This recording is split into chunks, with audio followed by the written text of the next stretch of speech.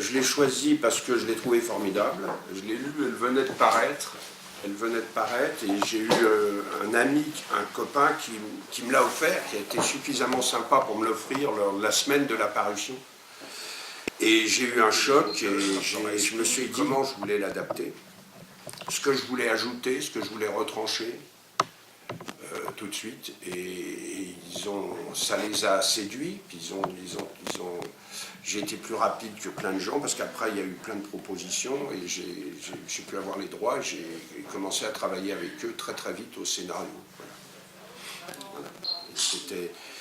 Je trouvais qu'il y avait à la fois un ton de comédie formidable et que cette comédie pourtant était profondément juste, me semblait profondément juste, même dans la farce. Et il y avait une raison à ça que j'ai trouvé très vite, c'était que c'était une histoire autobiographique et que Arthur Vlaminck, le jeune personnage du film qui va être engagé par le ministre pour s'occuper des langages, c'était l'auteur de la bande dessinée, c'était Antonin Baudry, c'était ce qui lui était arrivé quand il a été engagé au ministère des Affaires étrangères. Voilà. Voilà. On avait une logique qui était la logique des dialogues, du personnage, de son comportement. Après, il fallait trouver une logique interne, mais on n'a jamais été regardé de photos, jamais regardé je sais pas, d'extraits de télévision. Le choix de Thierry Lhermitte pour Quai d'Orsay s'est imposé tout de suite assez vite, après un moment. Toujours, on a des hésitations, on voit quelles sont aussi certaines envies du distributeur ou des gens qui veulent financer le film. Et puis, dès qu'il est arrivé dans le jeu, Thierry, je me suis dit, mais il fallait même pas que j'hésite 5 secondes, c'était l'évidence. Il a la grâce, l'élégance, la folie, et surtout, à cela, et tous les deux on y tenait énormément, on voulait tous les deux que, jusque dans la folie, on accepte que Taillard de Worms est une vraie conviction. C'est-à-dire qu'il lance des trucs, mais il y croit totalement. Il y croit totalement. Il est vraiment possédé. Quand il dit Héraclite, ça peut résoudre. Voilà, la solution pour l'histoire de la guerre de l'Anchois, c'est dans Héraclite. Pour que ce soit vraiment intéressant, il faut que le spectateur ne puisse pas penser autre chose qu'il le croit vraiment. Il croit en s'imprégnant d'Héraclite, on peut trouver une manière de résoudre la guerre entre les pêcheurs espagnols et les pêcheurs français. Dès la première répétition, il était génial.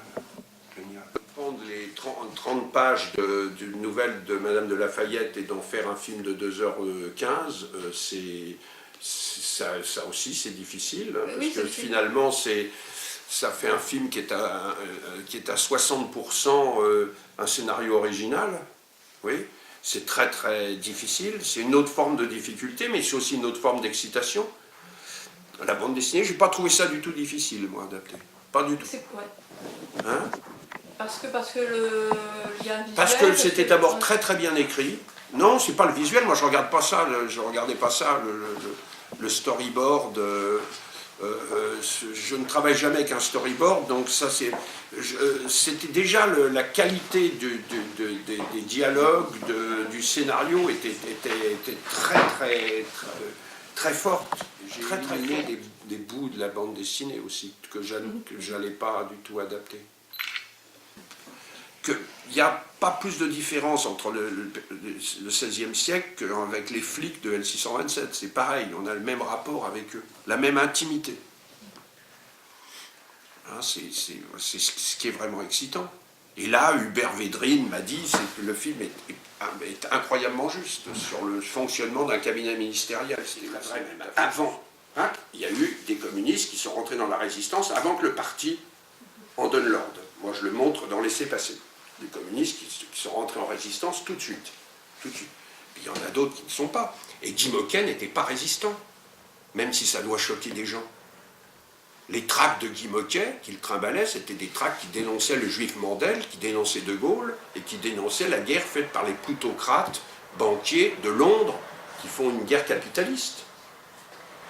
C'était un tract anti-anglais, anti-juif, anti-gaulliste, les tracts de Guy Moquet.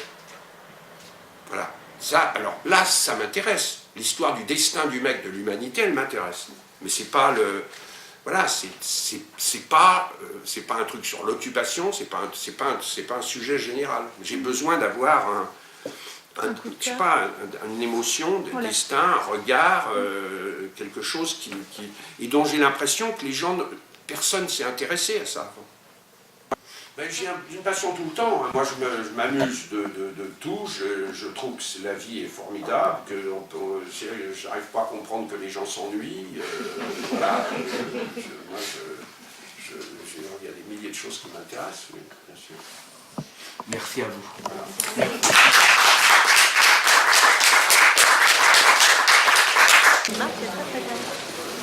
De savoir, c'est de rencontrer la fille de ses grands-parents.